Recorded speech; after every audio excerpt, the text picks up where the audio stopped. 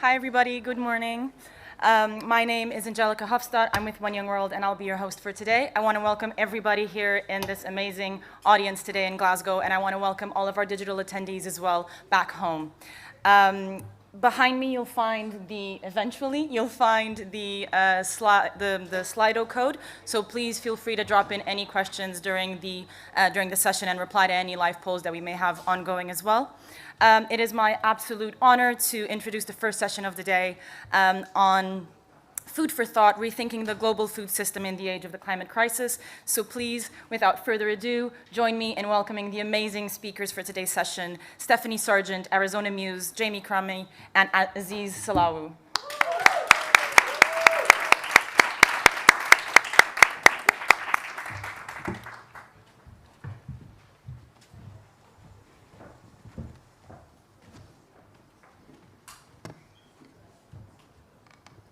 Hello everyone joining us both online and in person. I'm super excited for our event today, and I'm sitting here with some amazing speakers. Just before we delve in, I'll give a little quick introduction. My name is Stephanie Sargent, and I'm a youth leader at Act for Food, Act for Change. I'm also a student assistant at the CGIR research program on climate change, agriculture, and food security.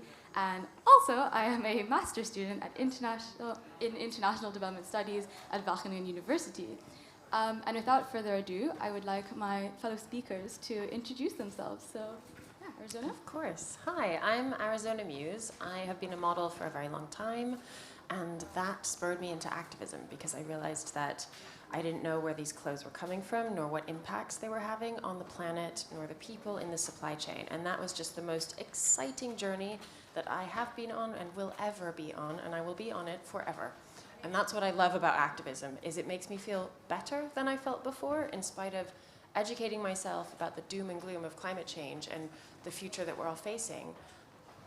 During that education, I find all the solutions, and I've listened to the stories of the people who are changing the world. And it's amazing. So every single day of my life of activism actually feels really uplifting and empowering. I recently started a charity called DIRT, Foundation for the Regeneration of Earth, because soil regeneration is one of the most important things that we can do in the face of climate change. And DIRT works to support the biodynamic farming movement, which is a tiny side of the regenerative movement that could be expanded across every single piece of arable terrestrial land. And if we did that, I don't think we'd be in climate change anymore. Woo, thank you so much. All right, thank you so much. My name is Aziz Salawu from Nigeria. I am one of the youth leaders, Act for Food, Act for Change campaign. I also have an initiative, Community Action for Food Security initiative, where we work with small-scale farmers using research to practical approach. I'm also the youth leader for the UN Food System Dialogues in Nigeria, and I'm really excited to be here. Thank you. Woo. Thank you, Aziz. And last but not least?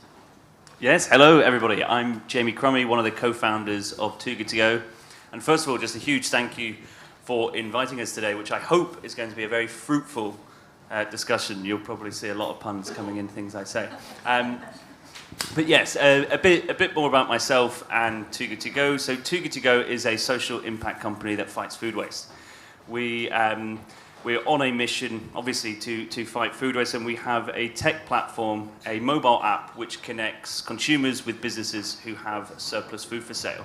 So it's all about making fighting food waste fun. And I love that Arizona has mentioned about the doom and gloom of climate change. And that's really what we're trying to address, is making fighting food waste and thus fighting climate change something which is simple, something that is accessible and something that is fun. So our app itself is available across 17 global markets. We operate here in Europe and as well across North America, in the US and Canada. We have over 45 million users. We've actually rescued over 97 million meals from 120,000 different food businesses. So cue another pun, but that excites me because of the appetite that there is to fight food waste. Now the app itself is very simple. People log onto the app and collect what we call and pay for a surprise bag. Now it's a surprise as to whatever it is that you collect, but you pay a reduced value and help fight food waste. So it's all about making fighting food waste inclusive. It's about making fighting food waste fun. But I'm sure, yeah, we can delve into that in a bit more across the panel. Woo, thank you so much. All right, guys. So you are all some incredible people here today, and I'm looking forward to asking you some very interesting questions.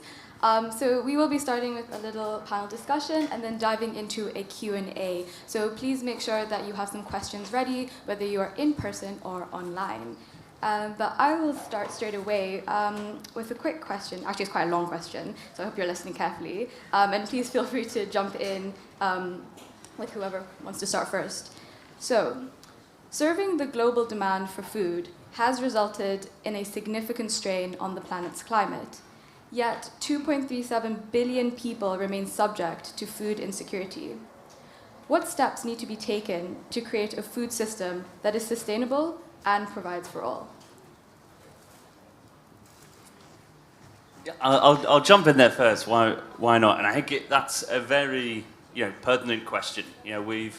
A lot of the things I've been hearing at COP is talking about growing populations, and by 2050 we're going to meet over 10 billion people on the planet, and what are we going to do to feed these people?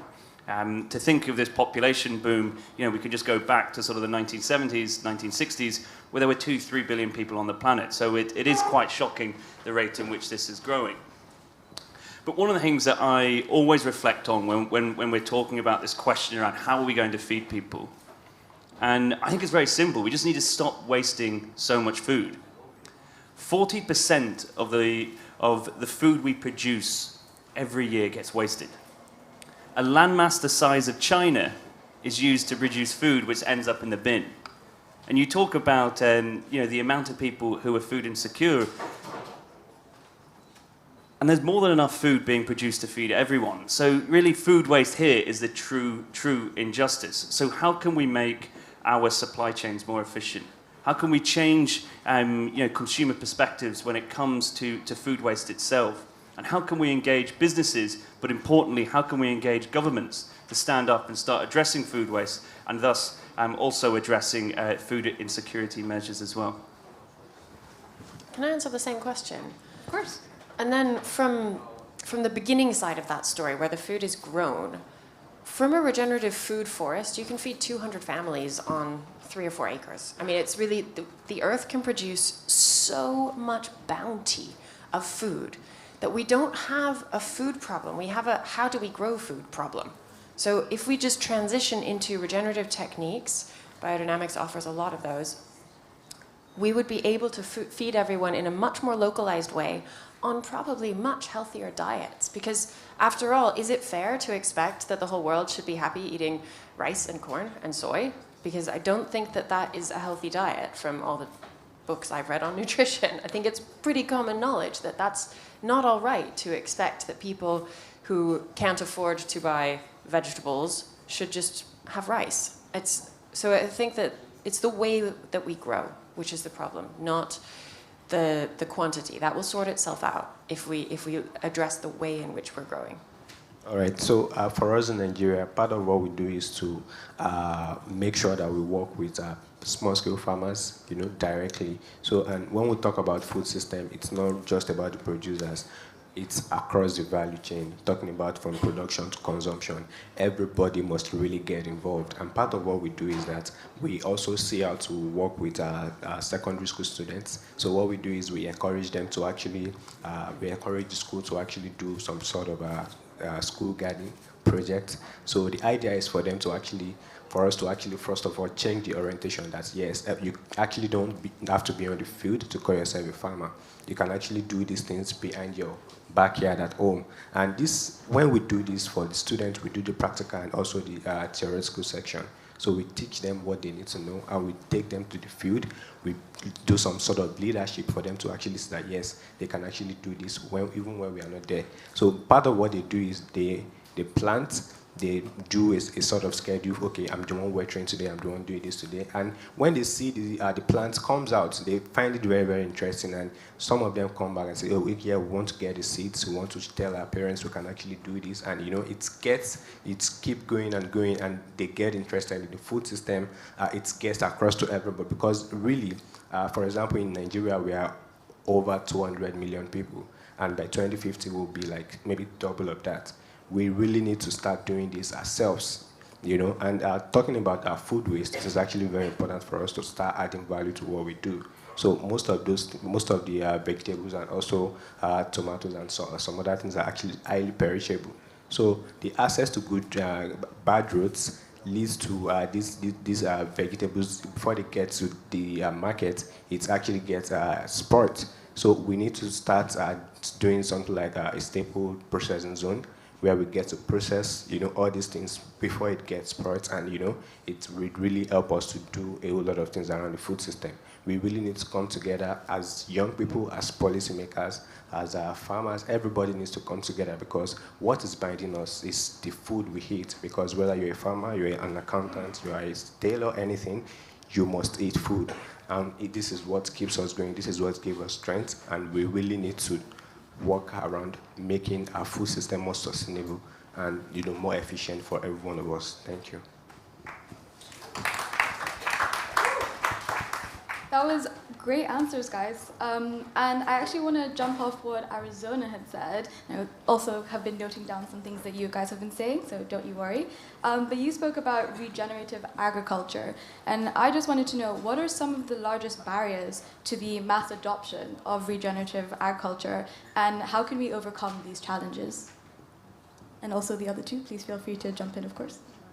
Yeah, so when we talk about regenerative agriculture, so the big players in the agri system, in the agri sector, are really not ready to actually go through that. But really, that is the future, because what regenerative agriculture do is to actually take the carbon from the atmosphere, and it takes so the plants you produce, maybe the trees and every other things that is really, really regenerative. It takes the CO2 from the atmosphere, it takes it inside the soil. And from there, we can actually see that, regenerative practice like agroecology, permaecology is actually the way to go. We need to start, taking care of the Mother Earth. So the idea is that as we are planting, we are also keeping the trees, because these are the trees that will actually help to reduce the greenhouse emission that comes, from various activities. Because we all know that climate change activities are most of the challenges around climate change are human-induced, activities. So we really need to see how we get involved in making sure that we keep the carbon in the soil. It's actually very important. And all these practices actually are very, very easy.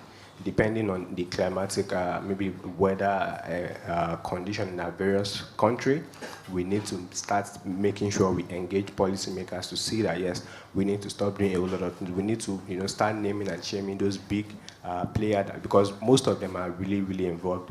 They are really, really interested in the business side of it. They don't care about cutting millions of trees. When they cut, they don't have plan to maybe grow another one. So it is actually very, very challenging, and all these things, they really don't care. So we really need to start, making sure that all these things are put in place for us to actually have a very good system, transformation. It is actually very, very important. Thank you. One of the biggest barriers, I think, and the most harmful barriers to the adoption of regenerative agriculture is the myth that it won't have high yields. It will. We will feed everybody with regenerative agriculture, and we will nourish the soil so that we can continue using that soil for generations to come. The myth that we can only grow enough food if we use chemical agriculture and heavy-duty tractors and get bigger and bigger and scale up and scale up and scale up, it's just a myth. It's just not true. I think building on some of that as well is fundamentally we have a broken food system, right? I mean, this is why we're here today, and it's causing huge implications on our planet. But I think one of the things we see is when we're talking about agriculture at scale, and I think this can be extended to across the food value chain, is businesses are incentivized to do certain practices from a financial perspective. And when we're talking about regenerative processes, at the moment there isn't the financial incentive for a farmer or a food producer to move towards these because of the cost of production. So at the moment, we have a system which is encouraging people to produce food at the largest scale for the cheapest amount, and as a result, our planet suffers. So something needs to change here, and I hope that we can start to see this tidal shift. Excellent. Thank you so much, guys. For my next question, I wanted to talk about the 2021 UN report, which estimated that 17% of food produced globally is wasted. And what measures do you guys think need to be taken to ensure that food is more evenly distributed worldwide? And I also kind of want to add a little question at the end there. And this is kind of for you, Jamie, about accessibility. So I think your app is incredible and it's a great initiative. But what about people who maybe don't have phones and don't have the app? And how can they also, get these like little surprise boxes, which sound really fun? And like maybe homeless people who can't quite like use the app and so on. So yeah, that was a lot of words, but yeah, go for it. Sure. Well, I'll jump in and I'll answer the first part of the question there. And when we're talking about the problems within our food system, and we're talking about the issues of food waste, I often break these down into three areas. We have the environmental implications of food waste. The fact that food waste accounts for 10% of the world's greenhouse gas emissions, which means that if food waste was a country, it would be the third largest greenhouse gas emitter after the US and China. It's also a huge financial problem. Food waste costs the global economy $1.2 trillion every single year. Again, that just is mind-boggling. And to try and put that 1.2 trillion into context, that's the gross domestic product of the 15th largest global economy in the world, Mexico. So we're spending more on throwing food away, and I'm smiling because it really is shocking. We're spending more on throwing food away than the entire GDP of large member states. Now, I think that there itself is something huge. But there's also, as you say, the social implications when we talk about food waste. The fact that there's 870 million people that go to bed hungry every single night, and even more people that are classified as food insecure. So our platform very much addresses the environmental issues and the financial implications. And there is an element of socialness which we can address, which is through the accessibility to food. But you are right, what we are leaning on is technology. And at the heart of our solution is tech for good. But I think what we are talking about here is food waste itself does need global solutions. Our broken food system, it sees no borders. It's something in which we need these global solutions, and which is why, as an organization, we are trying to scale up as much as we can, and we are in these 17 markets. But you're certainly right, there is much more that needs to be done. And what we do is often collaborate with other organizations to have a greater impact when we're talking about food insecurity. So most recently, here in the UK, we've partnered with organizations like FareShare, which are the largest food redistribution charity here in the UK, but also with local food banks to ensure that we can supplement the food that food insecure people are getting when they're collecting an emergency food parcel. And we can try and break down some of those barriers around dignity and the stigma attached to it.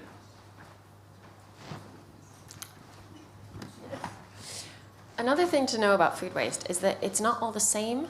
There's a whole chain of food waste. Food waste that happens at the farm is the least wasteful because it hasn't been transported anywhere and it hasn't been wrapped in plastic. Once those two things happen, food becomes exponentially more wasteful because it's much more difficult to compost it and it has this carbon history of the transport. So keeping food on the farm that isn't going to be sold is really important. Farms often, but not always, but they should always, compost. There's only one thing to be done with food that's about to be wasted after it really can't be eaten anymore, is to compost it. It should never go into a landfill. Never. Nor should biodegradable fashion ever go into landfill. And there are so many good businesses now in the fashion industry who are working on innovative materials and also going back to traditional materials so that their clothes can be composted, so that they don't have to go to landfill. But right now, most municipalities, they don't offer composting. So then eventually everything gets thrown away again. And you're like, this is crazy. We have to get the infrastructure right to handle food waste at each step of the way, unwrap the food that's been wrapped in plastic, encourage people not to wrap it in plastic in the first place, and get fashion that is compostable into a compost pile. Yeah, so part of what we do is to make sure that, because when we talk about food waste on the farm, it mostly happens to small-scale farmers because they are the one producing like over 80% of what is being brought into the urban city. So, and when they don't have easy access to market, they easily sell at cheap prices, and when they don't see it to sell, it just gets wasted, and they really don't know what to do about it. So part of what we do is to make sure that we group these farmers into something like what we call an outgrower scheme, where farmers are, together, they're together in a place, and they know that once they harvest their produce, it has a readily available market for them to actually make some money. And also, so the issue of food waste is not usually very visible then. So it is actually very important to, if we really want to curb the issue of food waste, let us work together. Small-scale farmers, let us bring them together. The people that are willing to add value to all this produce, let them move closer, to the farm, because the issue of transportation, when they produce, it's actually very, very hard for them to actually take their produce from the farm to where they actually need it, because the roads are bad. They don't have access to all these good transportation systems that could help them preserve their food before it gets to the final destination. So let us have something like a farm estate. We're actually pushing that as part of recommendations from the UN food system in Nigeria. We are looking at a situation whereby we have like a farm estate. Everything you need is there, from production to harvest. We usually have people you can actually take your produce to. Probably maybe the middlemen people, they are willing to take it to the next destination. And with this, it would really help us to reduce the effect of this food waste, because climate change is actually real. Most of these farmers, especially small-scale farmers, they really don't know about climate change. Even sometimes when we tell them that, okay, this is a result of climate change, they say no. They just feel they are being punished by God for their sins or something. I say, no, it is climate change, and you really need to understand it. So part of what we do is, the climate education. We make sure that we break it down to the understanding, the languages they understand, and we make sure that the weather information system is actually very, very adequate. Working with the government and non-government sector to make sure that all these things, they really know about it and they can actually act appropriately. So food waste is something that is actually very, very, very deep, and everybody needs to get involved. Everybody needs to get involved, and the small-scale farmers need to know what they need to do to make sure that it is really, because these small-scale farmers, they are not looking at being wealthy. They just want to plant, they want to produce, they want to sell, and they want to make ends meet. They want to make their family very, very comfortable. That's all they need. And this issue of food waste, they really don't know about it, and we really need to move closer to them. And that is why most of our engagements are in the rural community. And it will also help even their children, because when they don't have anything to do, they just get to the urban city and start misbehaving, and from there get arrested, and a lot of things happens from there. So it is actually very important for us to take them very, very seriously, because they are really the one doing the real job, and they really need to be protected. Thank you. I think what you highlight there as well is the different situations in different countries. So you talk about Nigeria, and we see the issues of food waste in the developing world, and where that's happening across the food value chain, being starkly different to what it is in developing nations. And so you're talking about the damage of roads and the lack of infrastructure, whereas where we're seeing a lot of this food waste happening in developing nations as often at consumer levels. It's often as well of issues to do with farming where certain foods haven't met the aesthetic specifications for retailers. And so, what we're seeing, I guess, is that we need different solutions, or we need to drastically change different practices at different levels of the supply chain, according to the demands of where that is, whether it's in the developing in developing nations or in more developed nations itself. Great, thank you. And I kind of want to ask, Aziz, do you think small-scale farmers' views, perspectives, and maybe even struggles are being highlighted at COP? And do you think they are being listened to, especially in the Blue Zone? No, so this is another very, very important issue. So what we are doing as part of our campaign is to actually, at COP especially, is to actually, let us start, bringing food, food discussions at the heart of the COP. It is actually, some of my colleagues were engaging with Agnes Kalibata yesterday, where the issue of, bringing COP in bringing food to COP, it's actually a very, very big challenge. Small-scale farmers are not here, So what we are trying to do is that we are trying to make sure that, okay, so when we have a situation whereby the food we eat, the challenges of the small-scale farmers are being discussed as part of the NDCs. It would really go far because there's need for a lot of policy restructure. We don't need new policies. We have a lot of policies that have not been working.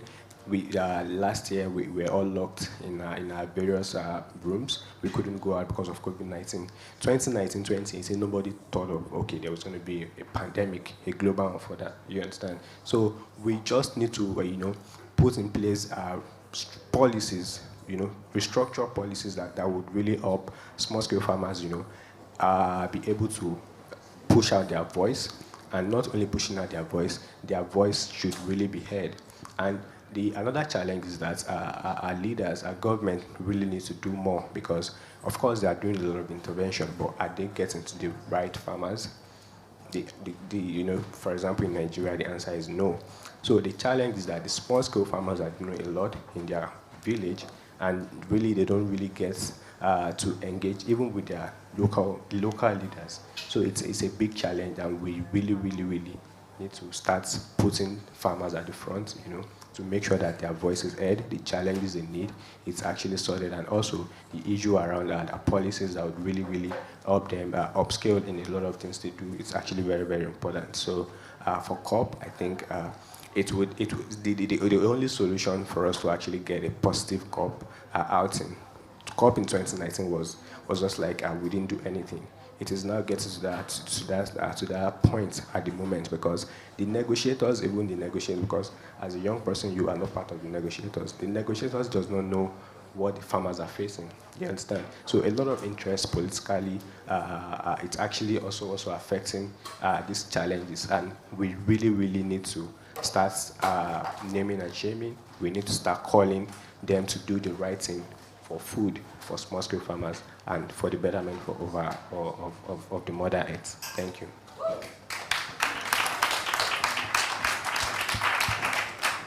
I completely agree, Aziz. And Arizona and Jamie, what about you guys? What do you think has been missing from COP so far? I've noticed something that isn't particularly to do with food, but has been quite disturbing to me, that I think we all know now that Indigenous peoples are at the center of the solutions for climate change, and they understand how the Earth works and functions, and we need to listen to them. They are coming here to tell us what they have to say, and they all say a beautiful variation on the same thing, which is the Earth is our mother. We must respect the Earth. Please, can we start doing that? What I'm finding disturbing is that these beautiful specimens of human beings are coming to COP, and they're wearing their feathers and their traditional dress, and they look so out of place in this conference center where we've made them come. What about us going? What about the people at the UN going to their places and maybe looking uncomfortable in their suits and taking off their suits and really truly going to meet the needs of those people who are coming so generously with their age-old wisdom, even after they've been battered and abused culturally and physically, and their land has been robbed and stolen in so many different ways that it hurts to talk about it. That to me has been hard to watch. I don't feel like they're being listened to, even though the general rhetoric is, yes, we need to listen to Indigenous peoples, but it's not happening in a heartfelt, emotionally sound way.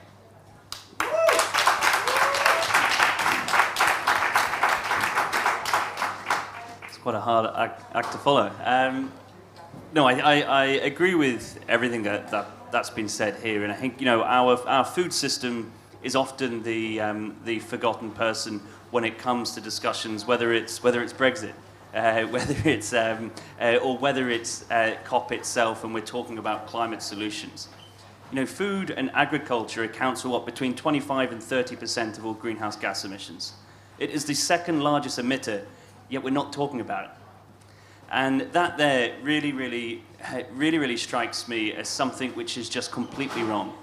If we look at countries' national determined contributions, 6% of the UNFCCC signatories included food waste in their national determined contributions. 6%.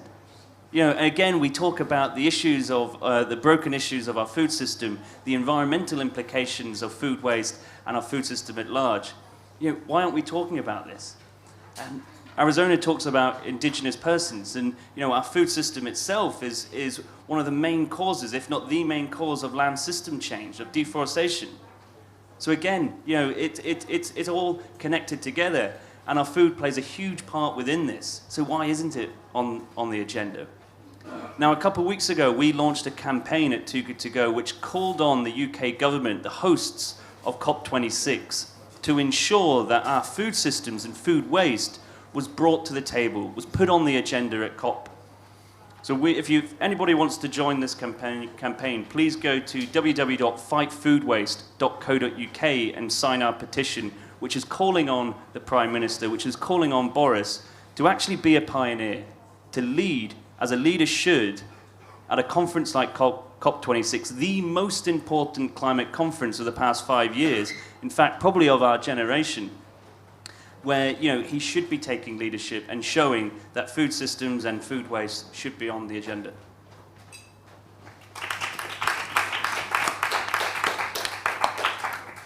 Those were some amazing answers, and I think that was actually a really good way to round up our panel discussion, with you guys highlighting some incredible issues that should be definitely discussed during such big events.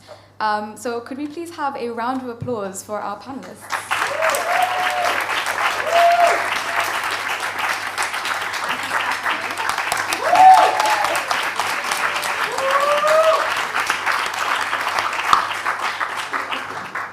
And now we do have time for some more questions from the audience. So I already see a very keen person at the back. So yeah, if we could get a microphone to him. And of course, if you are online, please also send in your questions using the Slido. We'd love to hear what you guys have to say and any questions for our panelists. Hello. Hello, I have a comment and a question. So my comment will be that we have to reflect on all the terms that we use. So if we throw thousands and thousands of plastic in the ocean, if we cut all the trees, if we throw in so much emissions in the atmosphere, is we destroying the world? Could we call this development? Should we keep calling this development? It's not development. So we should stop calling that development. I think that's the first reflection that I will do. And the second reflection about development is that I went to, I work in rural areas on ground, and I told my partners, I want to see change here, and next time that I come, I want to see buildings here. So that was a joke, of course. But then we talked with the people, and the people say, we don't want buildings here. We don't want this. We like it like this. So I think we should reflect on what development really is, and it's not what is going on right now. That's the first statement that I want to make.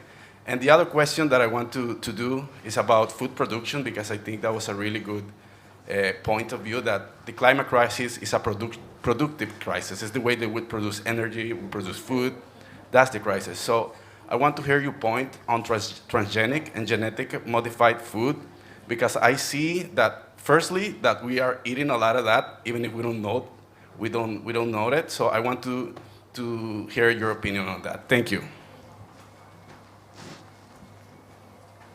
Yeah, any one of you can jump in. Please feel free. That was a great question and some very good statements. Thank you. All right. So the issue of GMOs is like it has been a global debate for a while now. In all over the world, some people are for and some people are against GMO. So I think the main challenge is that. So if you ask someone, an academic, someone as a scientist, is going to tell you that, okay, GMO is actually good. The idea is to boost food security. But if you ask an environmentalist, it's going to tell you that, oh, GMO is not good. It's not good for the health. And the genetic engineering, it's actually not safe for us. And and if you ask the business people, that have a big corporation doing business, they'll tell you that, yeah, we are actually just doing it to actually make sure that the challenge of food security is being solved, because it's produced more and people get to eat it. But so at the moment, so for me personally, I feel the research are still ongoing. The advantage the business people have is that they are actually very close to probably the government, and they could easily influence a whole lot of things, and they could easily get along with what they do, which is actually really not good. And so what I would just say is that we should actually see to how people can actually label all these things. So that people would know, okay, yeah, this is GMO. I'm not interested in it. I'm not going to eat anything that has to do with GMO. And so once the label is there, people would really be able to identify this is a GMO, maybe maize or something, and I'm not going to do it. We have a lot of organic foods, which is actually very, very good for our health. There's no debate about that. Nobody's saying it is good. Nobody's saying it's not good. So I think we should really stick to the organic foods, while the world leaders and also the political people keep the debates going about GMO foods. So I think that's what I'm going to say about that. Thank you. First of all, thank you so much for your comment on development. I feel like that's what I've been feeling in my heart for such a long time, but didn't have the words to describe it the way you described it right now. So that's amazing. Thank you. And for GMO, I'm against it in every single way, and there are so many ways to be against it. First of all, plants are genetically modified so that they can withstand high amounts of chemicals. So no, that's a great reason to be against GMO just on its own. Another reason is, do I want to eat food that has been genetically modified away from its original form, away from its original molecular structure, and therefore away from its original life force that has been cultivated on Earth for millions of years to be the perfect way to fit into nature perfectly, and to fit into my body, my digestive and metabolistic system perfectly? Why would I want to eat something other than that? So I think those are two big reasons why GMO is just not the answer. But it's a hard conversation because so often you're met with the answer from big ag that, oh, but don't you want to feed the whole world? It's like, well, yes, of course I do. Of course I do, but I don't. That's not the only way. But it has become the general narrative that is the kind of the safe answer that makes you feel like you're a good person, that you do want to feed the whole world, and of course everyone deserves to feel food, which I think is really dangerous to kind of corner people and threaten people into agreeing with big-scale agriculture, because of course we do want to feed every single person on this earth. Great, guys, thank you. And yeah, if you have any more questions, please raise your hands. We can get the mic to you. Yeah, sorry, I couldn't see you there. Right there.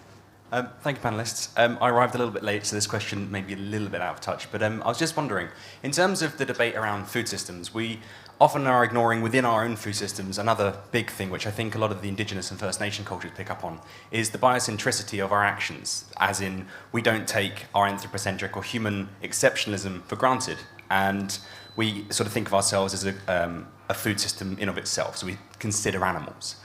A lot of the times when we're talking about food systems, we're often ignoring the sentience and sort of moral regard that animals should have. And like, how do we move away from our very anthropocentric animal exploitation in our food systems and more towards a sort of biocentric narrative where we maybe consider animals as more of our equals and can take them out of the food system either entirely or right down, because obviously they're a big contributor to the emissions if you're talking about that sort of things.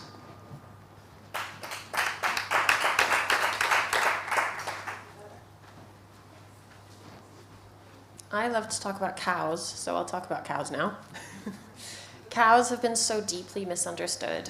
Cows are demonized as causing climate change because of their belching and farting methane, because of their overgrazing, because of just everything to do with who they are.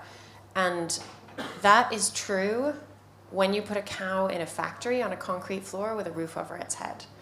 That cow never elected to be there. We put that cow there. And we separated its herd out too, male and female, young from old, that cows are a herd animal.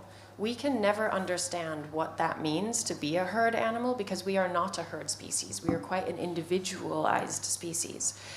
We can, of course, build community, and we feel better when we build community, but nevertheless, we are still quite individual in ourselves. Cows are, it's like they're one being, the herd. So already that, when we separate them out, it's so against their sentient beingness of being a cow. So thank you for that question. We have so much to do to understand animals and to treat them with respect and also invite them into the climate solution. Cows are the most regenerative animal out there because of their manure, because they're ruminants. They have 4 stomachs. When they eat grass, their body turns that grass into nutrition for the soil in which that grass grows. By the way, they don't always want to eat grass. They're very complex beings. They don't really like fields, but we put them in fields even when we're pasture raising them and labeling that as a sustainable way to do it. They love eating twigs and bark and leaves. They'd like to be kind of in a forest. They'd like to have a choice. They'd like to be able to roam. Herd animals never stay in one place. Herd animals always move, and they should be moving vast distances. That's not possible for wild animals even now because of our fences and our towns and our buildings and everything that we've put in their way of being who they are. So it's a really big issue, the animal issue. The first step is obviously take them all out of the factories. But they're a part of climate solution as well, and we need to recognize that and start helping them to do their jobs because they have a place on this earth.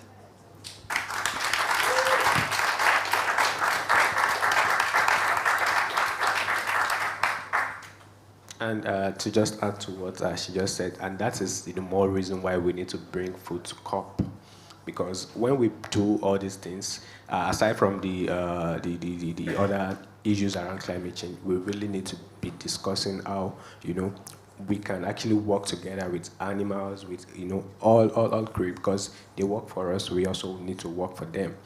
It's just a one-way thing. We are just using them as maybe protein or something, but then we really need to understand them, like you have said, and a lot of things need to change when it comes, especially in relation with animals. A lot of animals are going into extinction, and we really don't care. It is actually very important for us to start dialoguing on global solutions that would fit into solving all these problems, because it's actually very, very important. It's actually very, very broad and deep. A lot of people don't want to talk about it, but then it is just like the only way forward, the only solution for us to actually get things working for us and also working for them. Thank you. I think I'd echo what's just been mentioned there, which is this highlights the complexity of our food systems. Now, we've talked a lot about food waste. We could talk about animal production. We can talk about regenerative farming, all of these sorts of things. But it really highlights how complex our food system is and how we need so many solutions from a climate perspective, but also from a social perspective and an economical perspective to actually unpack this and drive towards solutions. I think going back to that question's comments, I think we need to look at what our reality is. And you talk about indigenous communities' relationships with meat and things like that. And I think it's very different to what we have in the developed world. But by all means, taking meat out of our diets right now just isn't a reality. So we need to have transitional steps which move this, because we're talking about communities around the world, and you've got to remember the amount of people who are employed within some of these practices. So we've got to think of the big picture and have transitional steps which are good for people, but also good for planet.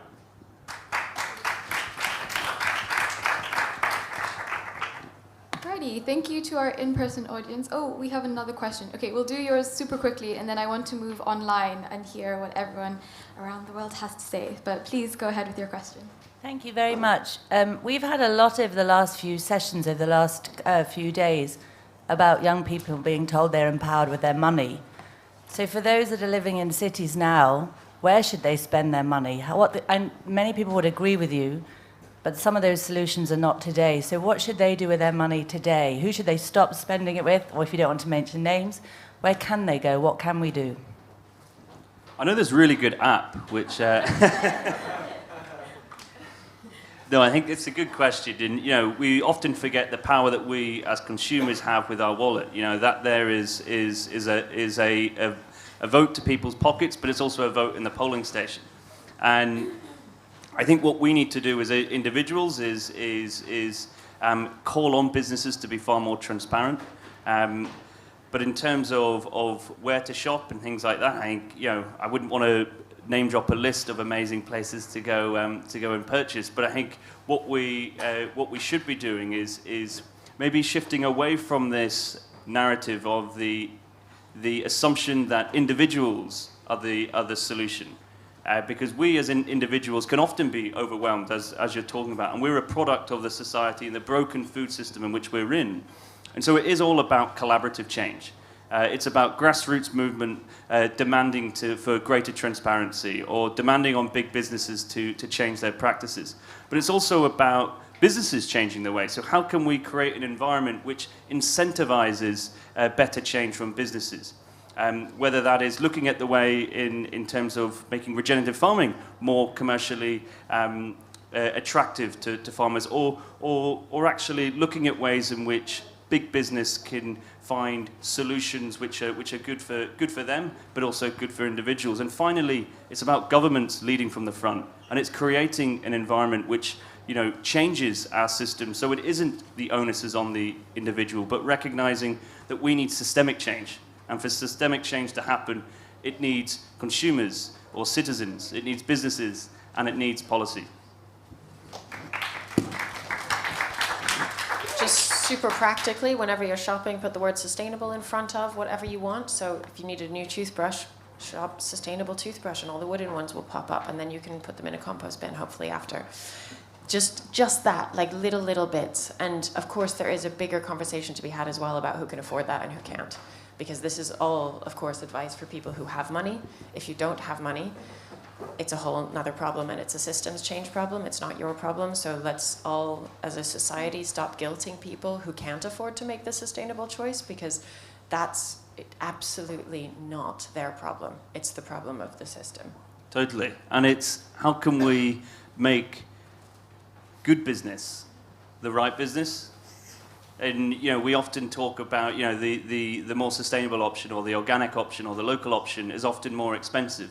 And it's about making this something which is inclusive. So there is going to be a teething stage in which innovation develops before it becomes the normal, the regular way of conducting business. And in that teething stage, if you have money, you must use it to support those businesses in that teething stage, because it is your responsibility to spend your money, vote with your wallet, every single time you go out and make a purchase. It's too late not to do that. And I also think the businesses need to show what they really do, because most of these things they actually do. There are some hidden agendas which we consumers does not know, and this is where the government needs to come in.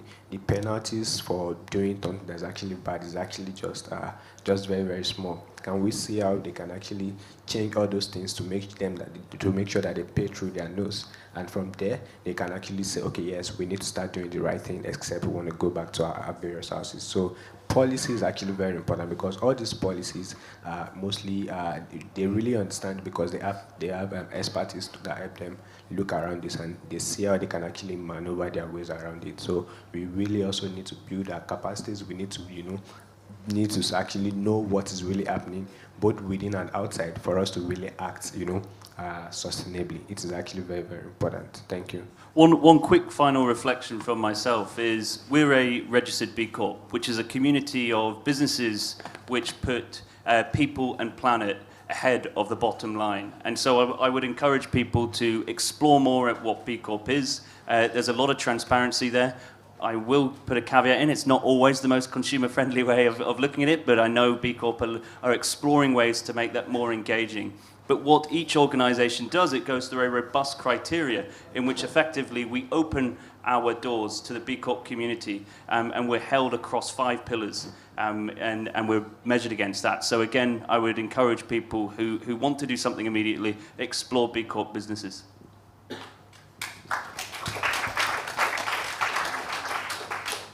I love that question. And now I can hand over to the lovely Serena, who will field the online questions. Go for it.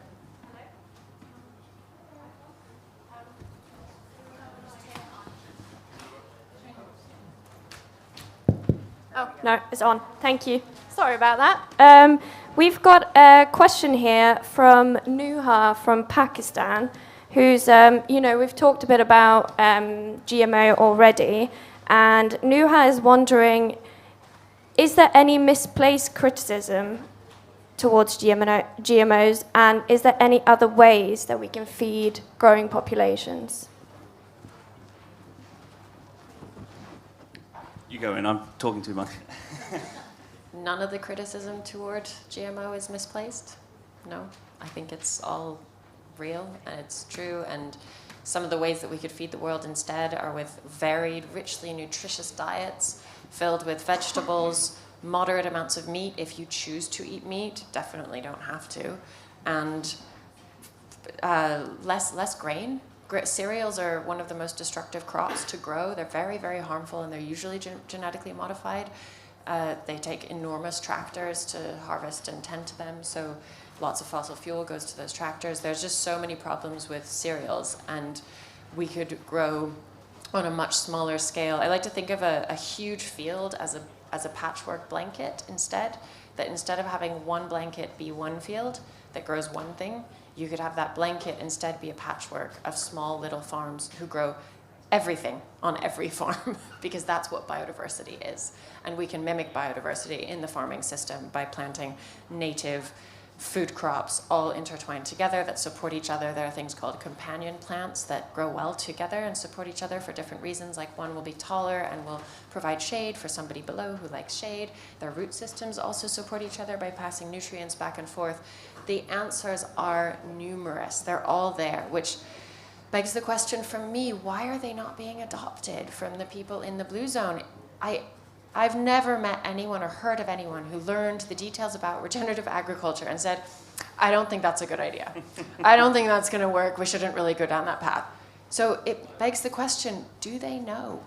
Do they know what regenerative agriculture really is? Or are they learning about sustainable farming from the huge institutions and businesses that are actually perpetuating the cycle of unsustainable farming? Because now if you go onto the websites of the big ag companies, they're all talking about no tillage, and they want you to stop tilling by spraying more chemicals to kill the plants off the surface rather than tilling them in. So that, to me, that doesn't sound sustainable at all in the slightest. That's my answer. All right, so it is actually very important for us to start eating what we grow. It is actually very, very easy. It's just for you to get the right seedling and propagate it at the back of at your backyard. It is actually very easy for you to pluck. You know that what you're plucking is just nutritious and it is actually good for your health, than for you to go to the store where you don't know whether it is maybe a GMO crop or something. It is actually very, very important for us to start teaching our children, our people around us to actually grow what they eat. With this, it would reduce a whole lot of harmful effect of GMO, and that is part of what we actually preach at Act for Food, Act for Change campaign. We act for food, we act for change. we talk to people to actually make them to know that yes, this is the right thing, and nobody will tell you, because as human beings we know what is right from what is wrong, and the Act for Food is actually our own actions to actually make sure that yes, we're actually adding value to the food system positively, and the Act for Change is really about our actions, calling all leaders and other people to actually do the right thing for the food system. Collective responsibilities actually takes an effort between you and me. I can't do it alone, you can't do it alone. We need to come together collectively to really act for food, speak about food, and really act for change. Thank you.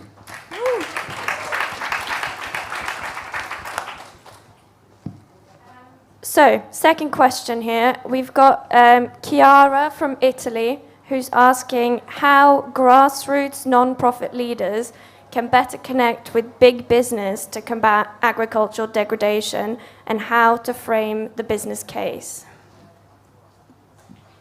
So for me, I think we need to start calling them out. The ones that are doing the right thing, let us hail them, and the ones that are doing the wrong thing, let us shame them. They're actually very big corporation. As young people, we are strong, we are resilient, we really don't, fear anyone, and we need to, continue to speak up, because if we really don't speak up, they will just feel, okay, these people are just there. And we need to speak up, and we need to back our speaking with actions. We need to see how, the peaceful protest is actually allowed.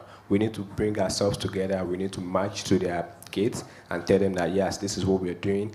All these things has adverse effect on the future, and we are the future. Most of them are old people, they really don't care, and all these consequences about a bad food system is really going to come to us, because we are very young, and we are growing, and these things, we consume them a lot, and it's, and the bad thing about consuming something that is really bad is that it doesn't, you don't see the immediate effect. It grows and lives with you, and you get to a certain age, and you see that you really can't walk very well, you really can't maybe bend or do some other things. These are a result of what we eat when we are growing up, and it is actually very important as young people for us to continue to speak up and face these people anywhere we find them, maybe in our churches, in our mosque, anywhere. Let us make sure we keep preaching the gospel of good thing. As business, apart from doing business, it's actually fine. You want to do business, you want to make money, but then think about the people you're actually doing this for. It is actually very important for us to start acting up. The time is now. Thank you.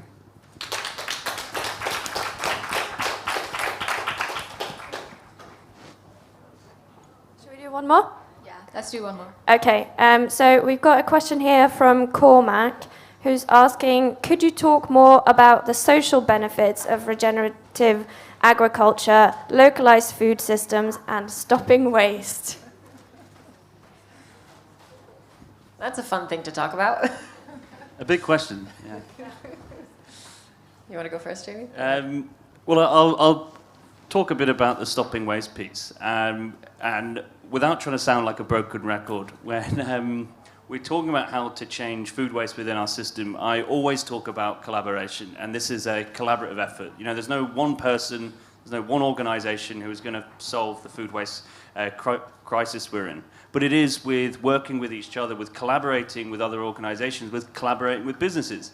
And I know there's been a big thing here about calling out big business. We work with a lot of big businesses, and it's by collaborating with them that actually we can help to inspire them, we can help to empower them to do the right thing. So I think there is something there about keeping big business on side. We want them to do the right thing, and we want good business to become normal business. And at the same time, it's again around going back to this piece about engaging governments. We have conferences like COP26. We have the capacity as individuals, as leaders, as vocal people, as activists, to demand change. And we can go back about talking about voting with our wallet. We can go back about talking about voting in the ballot box. But it is through this collaborative effort that I really see that we can see systemic change. I'm someone who loves, more than anything, to spend time volunteering on farms. It is the best days of my life I spend there. And they're all biodynamic farms, regenerative. These farmers have fun. They sing, they chat, They learn. Their level of observance of the world around them is so different than us city people because they spend time in nature, cultivating their plants, understanding their personalities. Now plants are so different to me now than they were before I started doing this. They have personalities, and I can actually sense like, oh, that one's really different than that one. That one wants to go over there, clearly. That one wants to give this one a cuddle. Like, they're really filled with immense personalities. And it's so fun to get to know that. So for the social benefit of farming, of regenerative farming, it's huge. Purposeful, meaningful jobs where you can spend time with your family in nature at your work is just incredible. We're always talking about how we need more jobs, we need more jobs. Job creation is so important. And yet our agricultural system employs less than 3% of the population and used to employ well more than half of the population. So why are we prioritizing less and less labor in the agricultural space when actually it's one of the nicest jobs you can have, and there could be space for loads more people to have work in the agricultural space? You can go gleaning with us next time. Really fun. Unfortunately, our session for today has come to an end, but I would like to thank everyone who has joined us both online and in person. And of course, a massive thank you to our panelists. Could we have one last round of applause for them, please?